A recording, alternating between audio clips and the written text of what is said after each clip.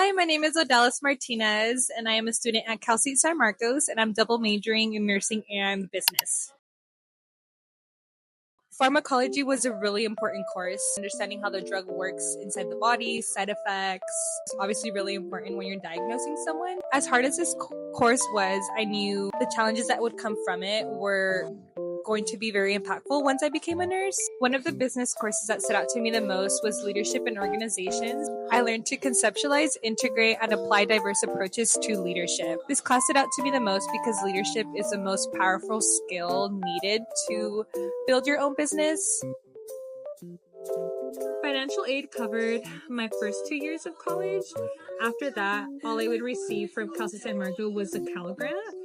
I honestly dreaded submitting my FAFSA application because I always feared my EFC to be like 5,000 or 4,000 when in reality I knew my parents couldn't afford to pay for my tuition. I knew this wasn't going to stop me from pursuing my dreams, so I had to find other ways.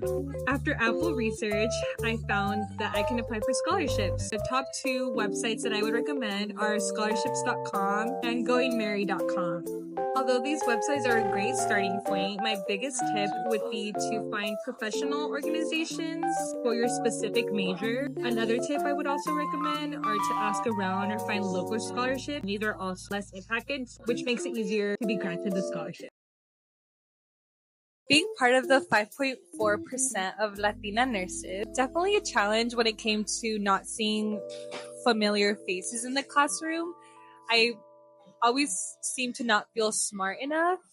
All of my classmates seem to not study and get really good grades. Seemed to be more difficult for me. How I overcame that. Whatever you believe honestly becomes a reality. Telling myself you can do this, you can prove everyone wrong. Anything that I put my mind to, I'll be able to accomplish.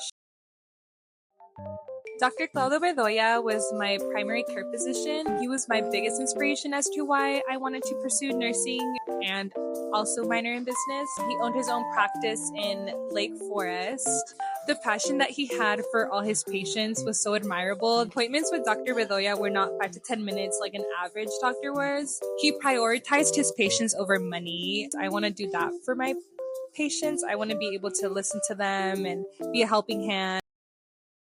So when I initially applied for college, my plan was to do nursing and minor in business. My dream was always to become a nurse practitioner and open up my own practice. I knew the business minor would be helpful so that I would learn how to run a business, how to manage a business, and learn leadership skills, communication skills, problem-solving skills. So that was my initial plan. Now that I have more experience in a hospital setting, I learned there's far more opportunities available where I can combine both of these 2 degrees.